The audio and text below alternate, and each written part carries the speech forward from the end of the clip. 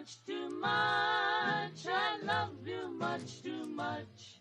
I've known it from the start, right from the start. But yet my love is such, I can't control my heart.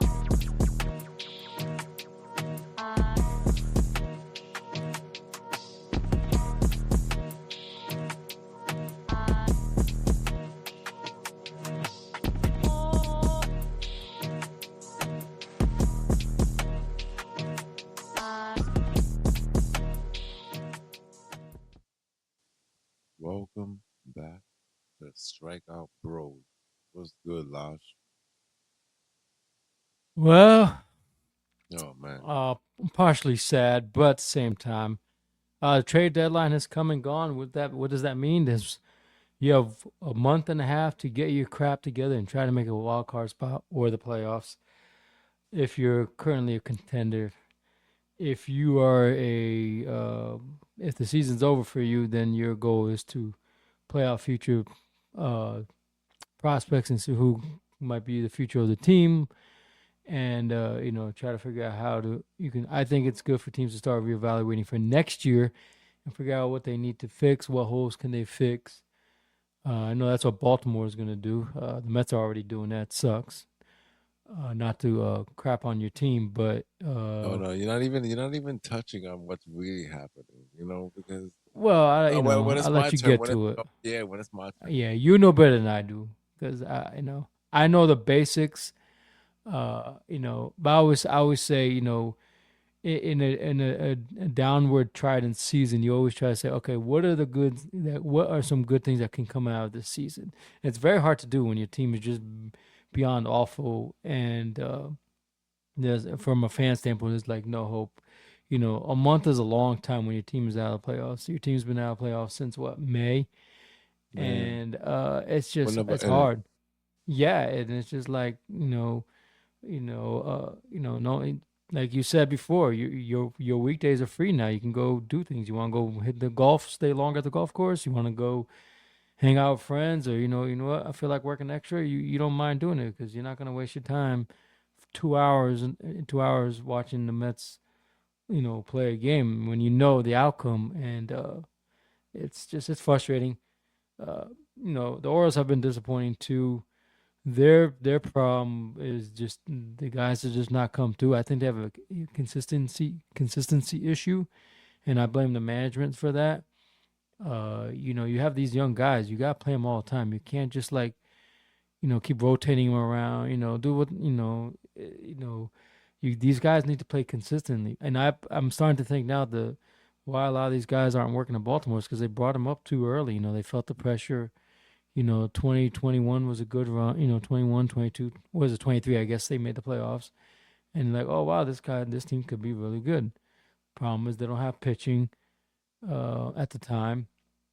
And then now their offense is inconsistent. But, the one good thing about this trade deadline is that it tells these players on that team, hey, listen, you're very dispensable. You know what I mean? Just because you're a top prospect does mean that we're not going to get rid of you if we can. And that's what the Orioles did. Yeah, because Rutschman was the face of the franchise, and he started the turnaround. And now that he's gone, I look at the Orioles, listen to the Ryan Ripken show, and, there's a lot of sad fans, and rightfully so. That's your baby that you developed. In the last couple of years, he's been injury prone. You know what I mean? When he's playing well, when he's playing and he's not hurt, he's very good. He's a really good defensive catcher. His offense is, there's more to be desirable, but he's really good with the pitching staff. But I knew this was going to happen because they had this guy Sam Basallo, the other catcher from the DR, and he's really good. He's got more power. He has more home run capabilities than Rutschman, and they basically just gave him an $8 million deal last week or 2 weeks ago. So you knew the writing was on the wall. And I said in the beginning, if you listen to our podcast in the past, I said I would trade Rutschman if you can, because you yeah, need to thing, get stuff back. And dude, let me tell you something. Everyone on MLB said the Red Sox hosed I mean, the Orioles hosed and fleeced the Red Yeah, Sox. I They thought got so. like top three prospects, and two of them are pitchers. If you notice that all their trades, majority there is a pitching staff. So they're starting to realize that you need pitching because you can find diamonds in the rough in your position players. You know what I mean? You can find a replacement. Look at this guy, Blaze Alexander. He was a 1 year signing. He's been great. He's been the best hitter for them. He's a nobody. So if you can find guys like that, you know, and he's not your top tier prospect, then you can move along. You don't need to have a superstar at every single position. Yeah, would that be nice? It's not like the '90s and the 2000 Yankees when they just had superstars everywhere, but it's just not going to happen. So, uh, anyway, it's frustrating, but I would like to see my team finish above 500. That'd be a good way to say, hey, listen, yeah, you trade all our guys, but we're not going to just lay down and quit because you sold the whole team off. So there's a lot of pressure for Baltimore to get rid of the GM. I don't think they're going to do that. He's done a good job of building up the farm system, finding diamonds in the rough, good players. I don't know why. The only thing I don't give him credit for is that these guys have failed in the majors, and I don't know what the reason is, but it's not good. So we'll see what happens. From a Mets standpoint, it's the goods I see in the Mets is you have your outfield situation figured out now. I know you just trade away what's Tyrone Taylor, but you have Benj and what was the other guy's name, Ewing out there, so that's good. Uh, the infield has some. The infield needs a lot of work. Every position technically is a free fall now. Nobody's safe, but I think they're going to work on those things. The pitching rotation is not terrible. It's just they don't have the support. You know what I mean? Like, what are you gonna do? It's just they have the staff. So better than I do. I don't know. You might not see the positives in the. I don't know. There are Maybe you no see it differently. positives to what just happened. There are no positives because we had all these problems, right? Like you said, we have a serious problem in the infield, right? So why didn't we address any of that just now, right? We could have anybody that was pressed for whatever position these guys played. Anybody looking for a shortstop, Bichette could have been the answer. Bichette is probably gonna opt out of his contract after this because he's unhappy where he's at, right? So why not get rid of him now and have somebody take him, for a playoff run? Because now you still have. How about if he stays sixth around? So what do? You keep him at third? Not so great. He didn't do well at the bat. So I don't know. Lindor was still dangling there. You still have all these problems. You still have Beatty and you still have Vientos on your team. Telling me you can't find somebody to snatch that up?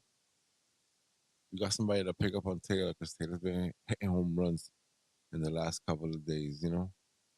Come on, man. And that was a package deal. So you can't get rid of him by himself, obviously, but you could have did that with Vientos or Beatty. Package something. I don't know. So now we have serious problems because you get rid of all your best players, right? So like you said, right? You said it very clearly. You don't have a problem in the outfield, but now we have a problem in the bullpen because you got rid of everything in the bullpen. you know, you could have been smart and said, "All right, let me try to." I don't know. I don't know what to say because if we don't have a season, then if you're offering people extensions and shit like that, you don't really know if you're overpaying for a player at this point. You know, because if the best man is getting 250, that means that everybody else below that gets a lot less. So why overpay? Why would anybody extend a player right now at the moment? Do you know if the Mets had just talk just to hear people out to see if there anyone kind of like throw Lindor like the fish out in the throw Lindor out there to see if anyone would bite because the Orioles tried to do that with Jackson Holiday. They reached out to San Diego to see if they would bite and they didn't get the offer they wanted. So I'm glad they didn't trade Jackson Holiday. He's actually doing better. So my question back to you is besides the pitchers because and Tyrone Taylor, uh, those all I didn't see any the Mets dangling other guys or Alvarez, nobody calling the Alvarez, Mets for yeah, yeah, Bichette. and nobody called the best player shit. I know it's crazy. Or maybe there were conversations and maybe the Mets felt like it wasn't enough. I don't know. Everything was like so last minute. Everything happened so fast. I believe that Arizona was the team that really wanted Clay Holmes, but then they were concerned with the medical or some shit, so they decided not to go that route. But they got rid of him. I mean, we got rid of all our good stuff, so now we have a lot to worry about, And I don't think we'll be able to pull that off in the off season. We're gonna still have a shitty team. If Bichette decides to stay, that'll be sucky. I want him out. I want Lindor out. That's not gonna happen. Both of them, nah. But I mean, listen, if you get rid of Lindor and you move Bichette to shortstop, and Bichette figures it out, that's great too. I'll take that over him on third. I don't know. It's gonna be, horrible seasons from here to at least 2029. At least we have a lot of problems. Wasting Soto's good years.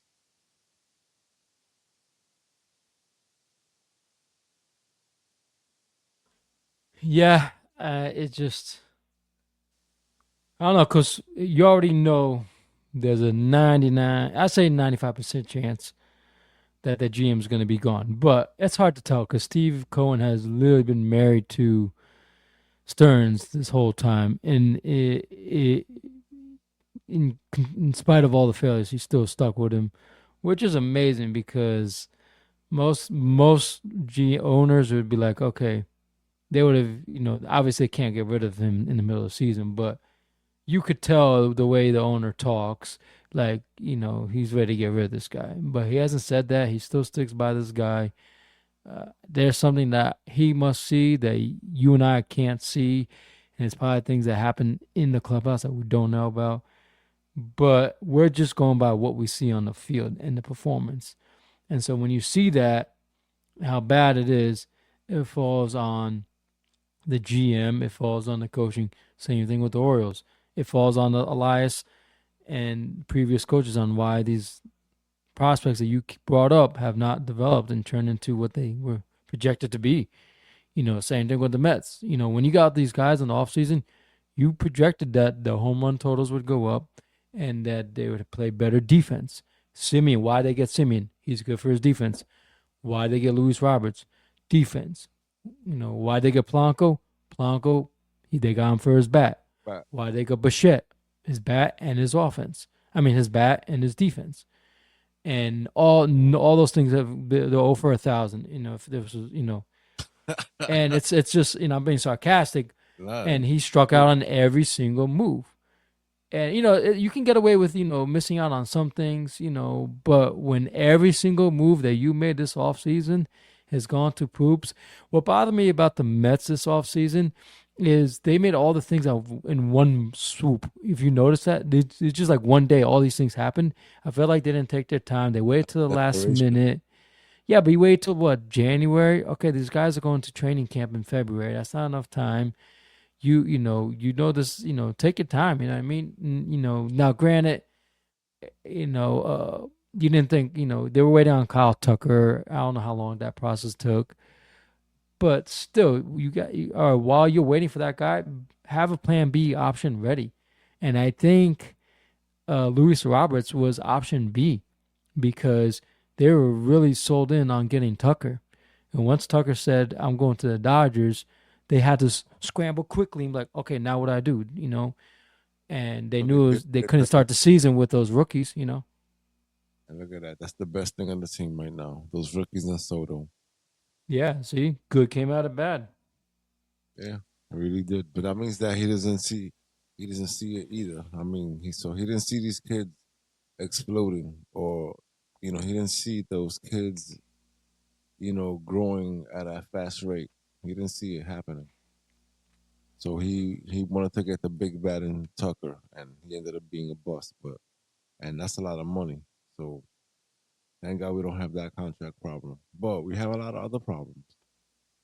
So, Well, I don't. I want to go back for a minute. I don't think it's because he didn't see what those guys were doing. He felt a lot of pressure. Okay, because there's the pressure of, are you going to be able to sign Alonso back? Are you going to be able to re-sign or keep Nimmo and all these guys? And then once you realize these guys I aren't going to think he sign had back to he had you, that plan. He had that plan set in stone already. That plan of getting rid of them and moving on from them was already set in stone. The problem was replacing those guys. All right, so he didn't have a full plan, and if he did, it didn't work out for him. You know, so because you're not gonna hear about everything he went after. You know what I'm saying? So he probably went after some people that didn't even want to discuss anything with them. So we don't know. We don't know what happened. All we know is that he didn't want. He wanted to move on from Alonso. He didn't want to pay him, and that was a mistake. All right, that wasn't gonna change anything, but we would have had a better team. You know, we had a lot of problems at first base this year. We had so many problems at first base this year, and we had so many different faces play first. If we would have had Alonso there, that wouldn't be a problem at all. You know what I'm saying? And we like to have shit, run smoothly. And with Alonso there, you know what? It ran smoothly. Believe it or not, I think that was a mistake, and I can honestly admit to that. Even I oh, was, letting Alonso go. yeah, I can admit to that. Yeah, he's been the only guy that's been playing every day in Baltimore. He's consistent. His numbers are probably he's not going to be having the numbers that he had last year. He's what like late 20s I think in his home runs. 40 what is it? Almost 50 something 60 RBIs. So his No, but numbers are going to be different. down, No, his numbers are gonna but go up next year. You know why? Because remember, he transitioned from one league to the other, different division, different league. So he's seeing a lot of different pitchers.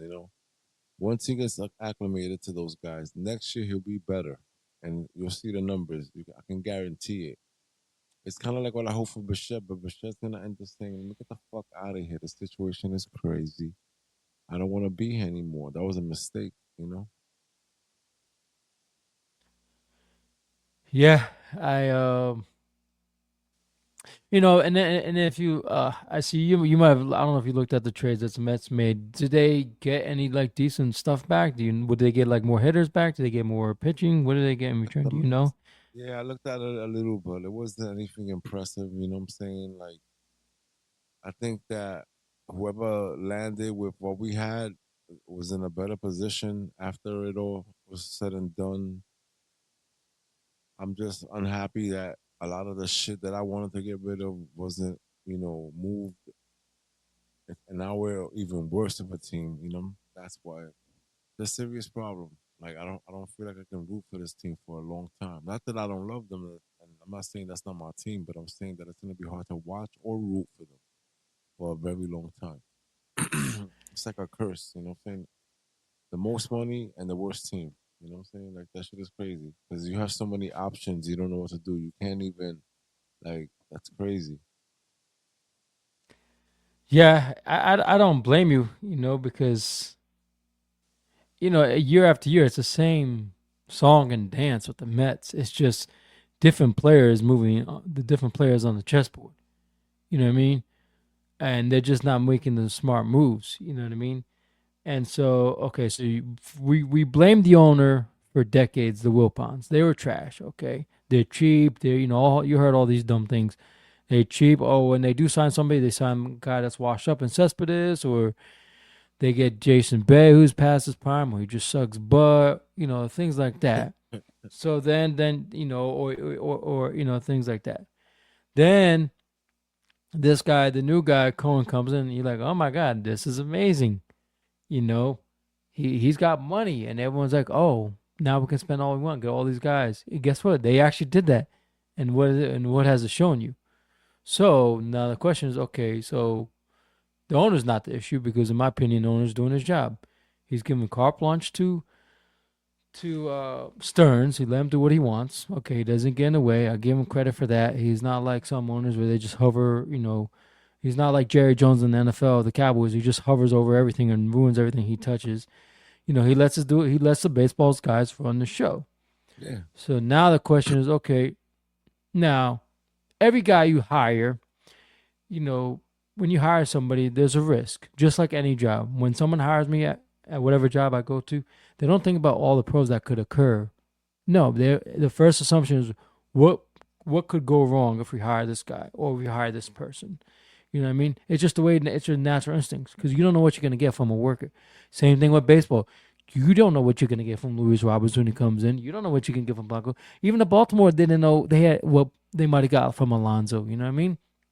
Maybe he It's would all have based fell on flat track. on But his face. gamble. It's a gamble. I think it's a gamble.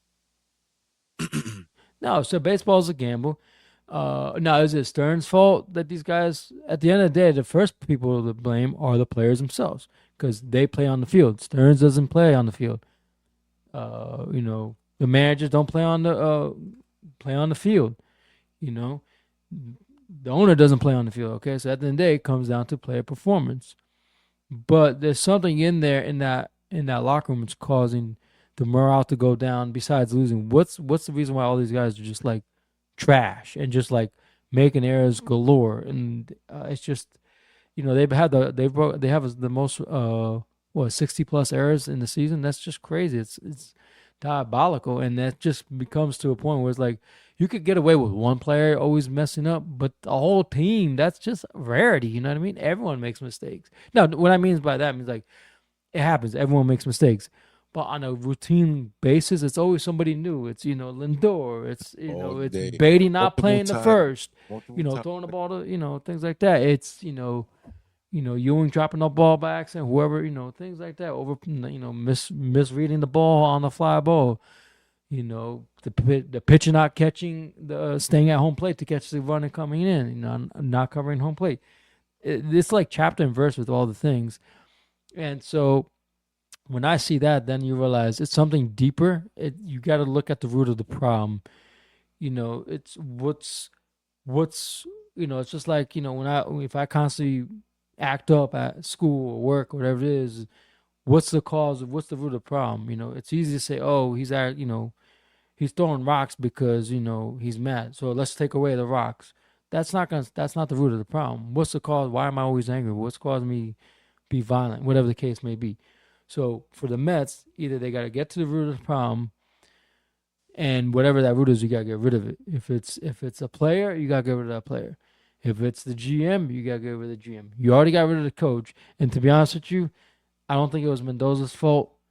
Like he said, he just puts out what he's told to do. Remember, these managers have no say really. They just, okay, this is the guy I got to play. Okay, here's the lineup. Blah blah blah blah blah. This is what guy from Harvard told me to do. The analytics, and that's what he does.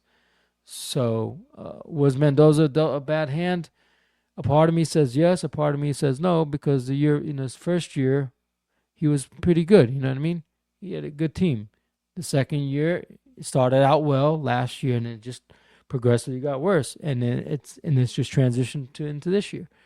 So, they got to address the root of the problem. That's the first thing the Mets have to do before you address the players, the coach, which you already did, or the GM. Because if you bring in the same guys, right? If it's this problem with the same thing with the Jets in football, right? Or if there's a bad ownership in Dallas, right? Why are the Cowboys perpetually bad all the time? Because no matter how many coaches you change, how many quarterbacks you get, how many players, the problem is still there. And the problem in some cases is the majority of the time is the owners. In football, you notice it more than in baseball. The owners get in the way. They get fat fingers. They touch everything. They mess everything up. They start telling the coach how to run the games and how to do this. They tell the GM how to do that. And guess what happens when you're the coach of GM? You know what? F this. I'm just going to stay here and milk it until I get fired. What's the point of trying? Everything I'm going to do is being second guessed by my owner. No one wants it. It's just like your job, right? Well, imagine if your boss is constantly with you on FaceTime or in the back of your truck, watching everything you do. You fumble like crazy. You'd be like, forget about it. I quit. And that's what But that's not the case with the Mets. And I don't think I see with the Wilpons. He was fat fingers in my opinion, and he messed up a lot of things. That's why they were bad under the Wilpons. He would mess up things, and out of desperation. The problem with the Wilpons is he always listened. He cared so much about what the fans had to say instead of going with his gut instincts and tuitions and listening to the guys that know how baseball operates. And you can't do that because if you listen to the fans, you'll be sitting with the fans, and that's exactly what he's doing now. You know what I mean? So I don't know. I don't know what the answer is anymore. Excuse me. And it's gonna take a long while to fix. So you can tell that for sure just by looking at the whole situation. I'm not saying that it didn't look good on paper. I think it was rushed. I think people are GMs are like politicians. They'll try to sell you their idea, even though that they won't tell you what number idea that is. You know what I'm saying? Because obviously it ain't the first idea. Because you have 29 other teams trying to fulfill their ideas with the same players you're trying to fulfill your list with. You know what I'm saying? So it gets difficult out there. And I'm just tired of this team, tired of this GM. Like I said, you can't blame the owner. He's putting the money out, but Nope. and he's putting the money out. He's not, he's not second guessing anything. He's like, you know what, these guys know what they're talking about. They know what they're doing. I know where the big players are. I'm pretty sure he said, yeah, push on Soto, make sure you get him because he knows that that's the guy. If it's not Otani, it's Soto. It's one of the two. And then it's Judge there, but Judge gets hurt a lot or whatever. Whatever. Those three players, you try to throw the money at them and you hope you land them. Yeah, we landed Soto. Soto's still doing producing and doing his thing and getting those numbers up there. And the team has no chemistry and the team doesn't have a future right now at the moment. I see, the rotation working out for them in the future. I see that. I see the outfield working out. But everything else, which is very important, I can't see it. I don't see the vision yet. But I want to talk about the San Diego Padres, bro. Because you see what they did, right? They went and they got Casey Mize.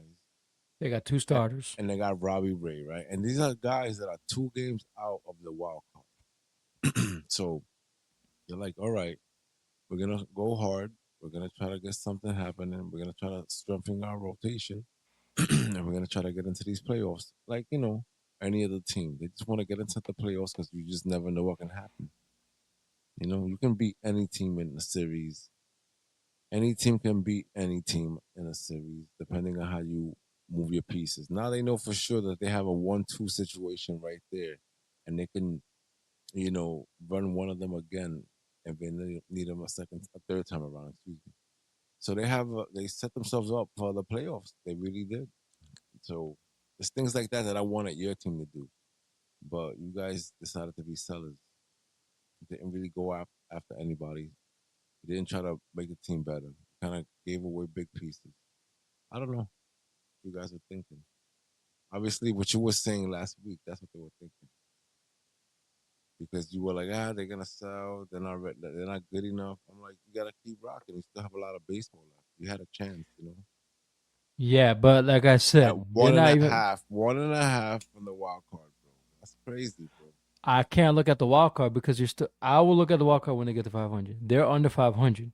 You cannot make the playoffs under 500. You gotta get one step at a time, Yeah, one but foot forward. 1.5 away from the wild card situation, You know, you can say I'm in the playoffs. That's amazing. All you have to do is keep playing decent baseball.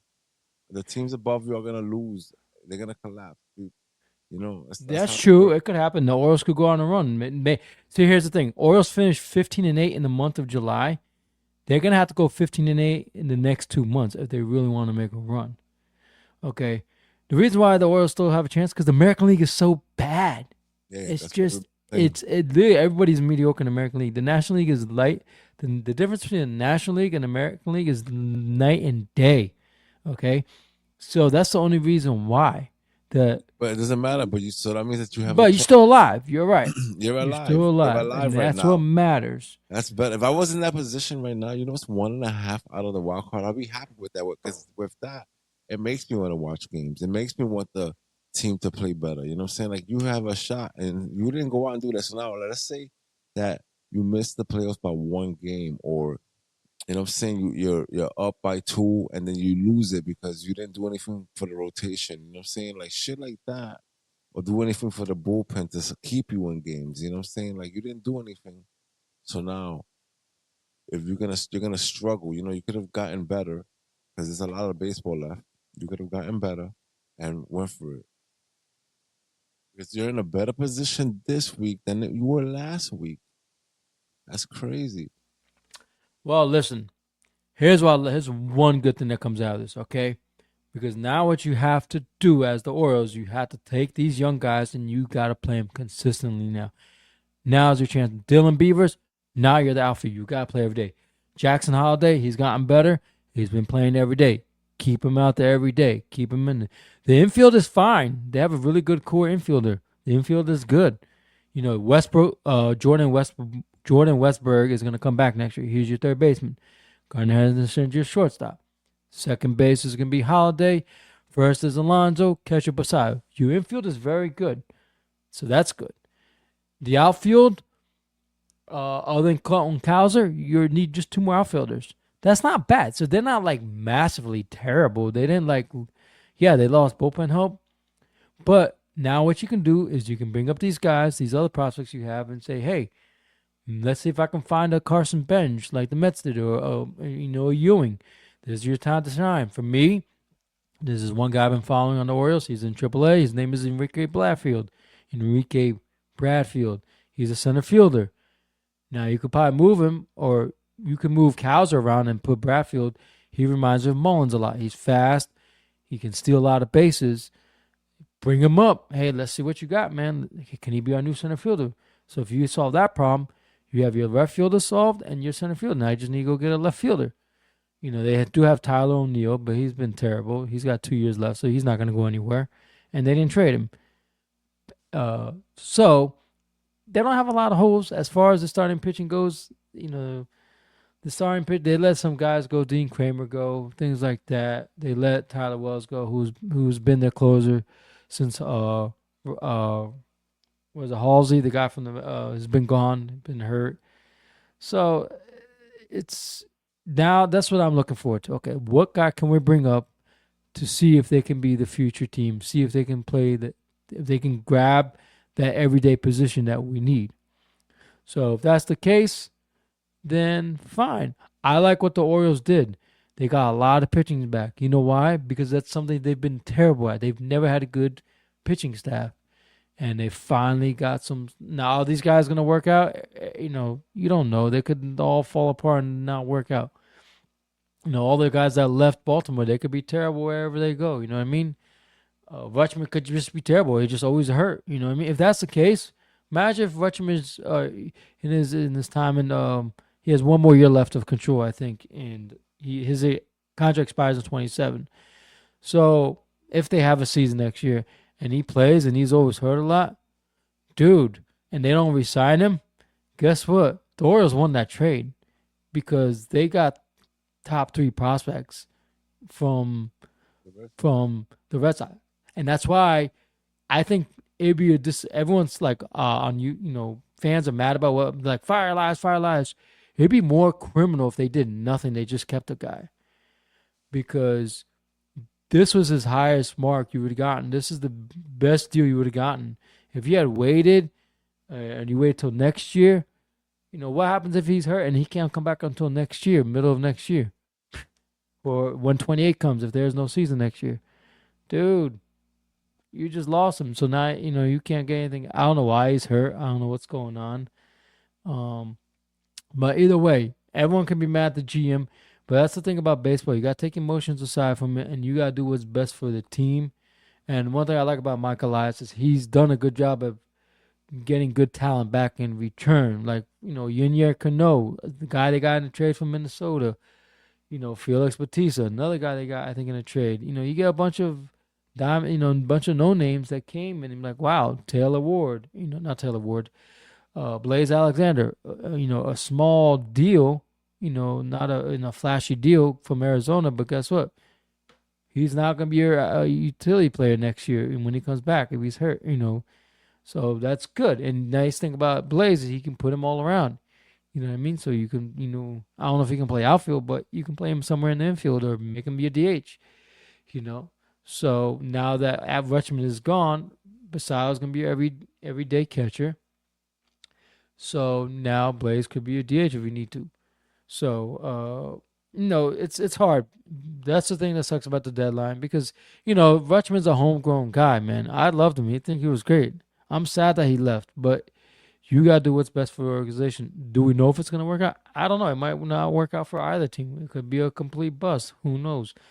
But at the present time, you guys say, okay. And they did what I did. Realistically, are the Warriors going to make the playoffs? No, let's just be honest. Why? They're 4 games under 500. They're a half a game, 1.5 games out of the wild card. Yes, anything can happen. They could go on a run. They could have another good season. But you're constantly playing catch up, catch up, catch up, catch up, catch up. You win one game, you lose 2 games. You have now 4 under 5. You keep going back and forth, just like ping pong. Boom, boom, boom.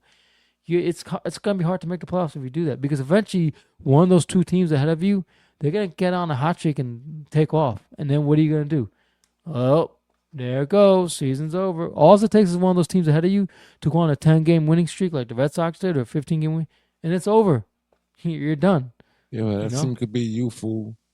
It could be. Yes, you're right. But I look on paper and I see what I did.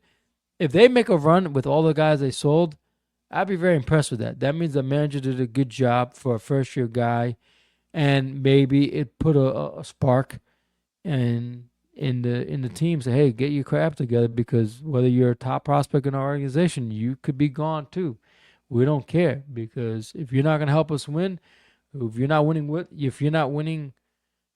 games with you, we can win games without you. You know what I mean, or vice versa. So, like I said, the trade deadline with prospects, everything is unknown, because you don't know what you're gonna get. Same thing with the other team. You have an idea what you're gonna get in return if you're the buyer. You kind of know, because he has a pedigree. Rutschman has a pedigree. Luke Weaver has a pedigree. He has a track record. He's a good relief pitcher. I told my friend Nathan, who's a Pirates fan, when I bought the Weaver deal, right? He went to the Pirates, Luke Weaver. Yeah. Lucky guy. He goes, is that a good deal? I said, yeah, it's a good deal, because you need to secure that bullpen. And I said, yeah, he's gonna be great. He's gonna be a closer. Watch. He goes, really? I said, yeah, man. He got a good deal with the Mets, because he had an amazing year with the Yankees. He was one of their closers. Same thing with Clay Holmes. And if that guy works out for you, now you have, you lost Bednar. The Pirates lost Bednar last year. Now they got a new closer in Weaver. I don't know how many years of controllability he has, but either way, he's there for the next couple of years, I think. So, and the Pirates are a young, up-and-coming team. The Pirates finally have some decent bats. They have good pitching staff. It's just their bullpen is weak, and the offense is a little bit more desirable, but who knows? They're not too far off. So, as far as the Braves, they didn't really do much. They got Lane Thomas and some other pitchers, but there wasn't like big pieces added. I think they're just very stagnant. They're just going to stay with where they are and say, listen, can you blame them? Okay, you're 8 games above. What is it? You're first place in the division. You're 4.5 games, I think, ahead of the Phillies, maybe less. You have a really good, comfortable lead. So if things are working with what you have now, why make drastic moves? You know what I mean? It's not like 2021 where like they were all in. That's why they worked. You know what I mean? They went all in. They always have to try to make yourself a little better. You know what I'm saying? Especially if you're they did a little bit. They got some outfield help. So it's not what the fans were looking for. I'm sure. They could have gotten, maybe a bigger name outfielder. I don't know who else they could have gotten. But either way, they basically kind of stay stagnant. So they're going to roll with what they have and see how far the Braves can take him. But it'll be interesting. I'm going to go through, if you don't mind, I'm just going to go through the top. I'll do the top 10 free trade deadline acquisitions that occurred. Then we'll talk about each one and think about what we think about that. And then the first one I'm going to mention, he had a good interview, and I agree with what he said. The first trade deadline deal was Screwball to the Dodgers. The Dodgers get Screwball. The Tigers get Hoppy, Rivera, Ryan, Brady Smith, and so on. All right. So you knew this was going to happen, and fans were like, "Oh, this is proof that baseball is broken." The commission needs to come in and do something, so the Dodgers can't do that. I'm sorry, but you know what Derek Screwball said in the other interview? You can't be mad at the Dodgers. You be mad at the other teams, because every team in baseball had the opportunity. The thing is, are you willing to give up a massive haul to get him?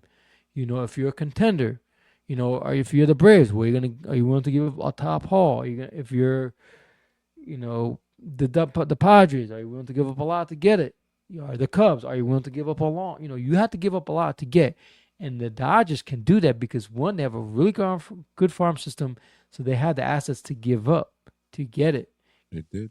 And that's why he went. So you can be mad all you want, blah, blah, blah. So so that's the first deal that went down. The second big deal is Adley Rutschman to the Red Sox. The Red Sox get two catchers, Rutschman and Rogers, who the Orioles traded for with the Tigers last week. They sent him packing. So we get right-hand pitcher. I think he's the number 2 prospect. Anthony Iason. He might be a starting pitcher. Right-hand pitcher Kaisan Witherspoon. Outfielder Andy Escar, and catcher Carlos Navarez, who's now starting for us because all Basayo's out. And he has some major leagues experience. He caught his first game today at the Orioles, day 1, so he did good. The next big deal, and I really like this deal for the Phillies, was Luis Arias to the Phillies. Yeah, that's crazy. I love this because now you could put Harper where his natural position, and you improve the outfield, and you improve first base, and you improve your offense, and you improve your fielding. So anyway, Phillies get Luis Arias and Caleb Killian, and Giants get Ramon Marquez and Marty Gray, a bunch of yo-yo nobodies. The next big deal was the Padres, like we said. Casey Mize and infield Gage Workman go to the Padres. The Tigers get Cash Mayfield, left-hand pitcher, and Jackson Wolf. The fifth best deal was also the Padres. Robbie Ray from the Giants, and the Giants get Miguel Mendez and Junior Hernandez prospects. This one I kind of like, even though he's had a rough year in Toronto. I don't partially blame him, but Kevin Gausman to the Cubs, I think that's a good deal. They need starting staff help. Tyone's been okay, but the rest of the and Shohei Amanga's been okay, but they could shore up that rotation. The Yankees get Luis Garcia Jr. He's a first baseman. So now, yep. And now you can use Goldschmidt as a platoon player or DH, whatever it is. All right. The eighth best deal was Clay Holmes and Tyrone Taylor going to the Cubs. So the Cubs get another relief pitcher and outfield depth for infield Jefferson Rojas. And then the Rays, in my opinion, did really well. They got Liam Hicks, catcher / first baseman. They got Freddie Peralta, and they got Tyler Wells. So basically 2 pitchers and a position player. The Blue Jays got Jose Soriano, starting pitcher. So which is kind of, the Angels is so bad. This guy Soriano, yeah, he'll be a starter, but the Blue Jays aren't going anywhere. They're so far behind. I do like this deal for the Guardians. Foster Griffin, he's had a really good year with the Nationals. So that was a good deal. The Guardians are trying to win that division. Another good deal I like with the Yankees, Heliot Ramos. They improved the outfield help. So that's good. Let's see what the let me see. No, Dalton Varsho. He was a big player for the Blue Jays last year in their run to the World Series. That's good. For the Astros, let's see. Luke Weaver, we talked about that, to the Pirates. That's good. And then Dustin May, Joe Romero to the Brewers. They need bullpen help. Who else? And then Chris Bubich to the Dodgers. Man, more pitching help. Nathaniel Lowe. So, those are some of the big name guys. Philly's got Brooks Raley from the Mets. He's been one of the best productive guys for the Mets in that bullpen. So so that's a good deal for them. What else? Kirby Yates went to the Pirates. Anyway, some guys that y'all know. Derek Screwball being the best one. He's pitching tonight. Last time I checked, it was 1-1. I'm looking, if you don't mind, I'm gonna look at his current.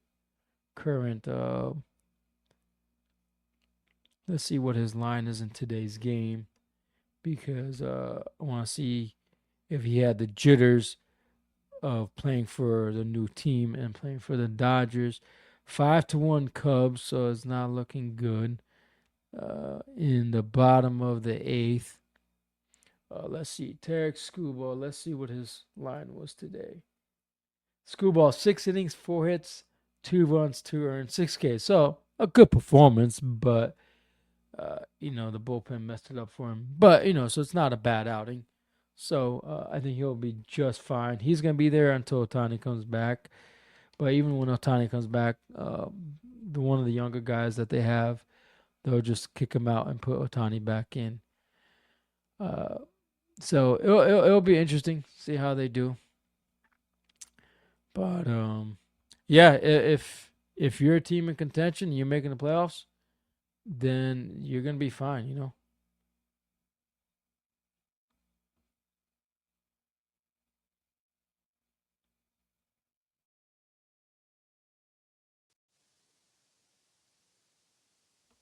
Yo, we're back, man. Yeah. So So those are the guys that were traded, and it was a good trade deadline. If you're a buyer, even if you're a seller, it can also be a good deadline if you get what you wanted back. So it's hard to say that when you're a seller, but for a buyer, for sure, man. I think the Red Sox and the Cubs and the Dodgers, those are the top three winners in this trade deadline. yeah, I picked my win. World Series. I'm going with the Dodgers, obviously, because we have to slay the beast, and Boston. I think Boston deserves to be there. I think it's gonna be fun to watch that. Yeah, I don't know. It's hard to tell. Oh, I think Tampa Bay, they're a sneaky young team. That's what my dad said. You're funny. They're a sneaky young team. No one takes them seriously, and that's a good thing because that takes there's no pressure on you, so you can just play the way you are. You don't have to be uptight and just be free feeling. And just like years ago it was in the 2008 or 2000, no, not 2008. Was I? Maybe it was 2008, 2007, 2008 when the Rays made it to the World Series, and with Carl Crawford and that, and Evan Longoria, and they made a run. And so who knows? Maybe they'll do that. Uh, I'll go with Boston just because they've been the hottest team of late. Um, Dodgers, I think the Cubs could make a run too. I think they're a sneaky team if they get some of the guys back and you know they get consistent. I think they could be make a surprise run.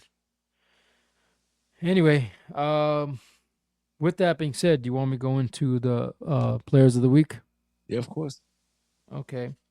So this one you're probably gonna laugh at me, but it's what it is. Yeah, bias. But the gunslinger of the week is Drew Rasmussen of the Tampa Bay Rays on July 26th versus the Cleveland Guardians in a 1-0 Tampa Bay win. He went 7 innings, 1 hit, 0 earned runs, 9 strikeouts. And the hitter of the week is your favorite player, Francisco Lindor of the Mets, in a game against the Braves on Yeah, 2 home runs. July 27th. He hit 2 home runs, 3 for 5, 2 home runs, a triple, a walk, and 6 RBIs and 2 runs against the Braves in a 14-3 win. They beat the hell out of us. Uh, so he had a good outing, and those are my gunslinger and hitters of the week. Boo. Boo all you want. It's my pick. All right, so I don't have a trivia question for you, but I already see this is what we know. We said we were gonna talk about this week because you were like, oh, we're sellers, and look, yeah, you guys definitely played that out like sellers. I'm gonna continue to, and I did say you guys were gonna be up and be in a better position this week, and I'm right about that as well. So I'm gonna go up some more. I'm gonna say that you guys are gonna be in the mix, right in the middle of that wild card race next week when we speak again. Obviously, you're gonna say no because you say you can't get above 500. This is when it's gonna happen. Next week we'll speak again, all right? And we're gonna keep track of this, all right? So I'm gonna say your team is gonna be in an even better position next time we talk, and you're gonna say no. That's what you're gonna say. You know what I'm I'm saying? gonna give you their current schedule for the next couple weeks. Go Okay. ahead. I want to hear it. So they have uphill climb. After the Dodgers, they got the Texas Rangers. They can beat the Rangers and they can beat Minnesota. Mm, Then this is when it gets tough. They got the Yankees and Tampa Bay twice. They got Tampa Bay 6 times in a week span. okay. So you got to win those division games. Okay, Of those course. teams Of are course. ahead of you, Of course. especially the Yankees. And all those games at home. And the Yankees, for some reason, the Baltimore always gets their butt shellacked against the Yankees. After that, it gets a little easier. They got St. Louis. Now, St. Louis is in running for the playoffs, but I don't think they're all that great. So St. Louis and Athletics and Colorado. And then you play Boston. Toronto's done. We play the Mets in New York in September. Alonso's return. Uh, Milwaukee, Toronto. So you're gonna have to. Let's see, one, two. So you're gonna have to have a winning record every month. You're gonna have to have a 15-8 record, or 14-7, or 16-12. You know, the next 2 months to make it, and that involves Taking beating two your out of division three rivals, against, you know what I'm the saying, Yankees and the the Yankees, Rays, and taking 3 out of 6 with Tampa with Bay, Tampa Bay. Yep. or 4. A Take 2 out of 3 3, from or Boston, a split it. Cleveland. But you got, it's not that bad. It's not that bad. You got this. That's good baseball to watch. At least we got good Oh, baseball to it'll be watch. exciting. Listen, I hope you're right. I hope they make the playoffs. Trust me, that'd be an amazing story. They sold all their teams and they made the playoffs. That just Mm-hmm. tells me, okay, they're not that far off. They did what they I'm had to telling do. you, they're They not. can reevaluate themselves. I'll tell you this: they're having a better season than last year. Is it disappointing? Yes. It's not what they expected, but it's way better than last year. Okay, Bro, it's August so and you guys are still playing competitive they're still in baseball. the playoffs. They You're have a still in it. chance. Exactly. Can I say that about my team? No. You can still sit down and watch, you know what I'm saying? Get your popcorn or whatever, you like your little Snickers bars or whatever the hell you like to Snickers. eat. You know, see That's whatever the right. hell. That's right. So, but it's time to go. It's time to go. Because, it's sad talking about baseball these days. So it's time to go and relax I'm and sad the about. season's gonna be over because I love baseball. No matter how bad the season is, one thing I like about baseball, there's always games. Every day is a new day, new hope. But so yeah, we'll see what happens. Anyway, we'll see y'all next week. It's crazy how that works. Yeah. Peace, guys. Peace.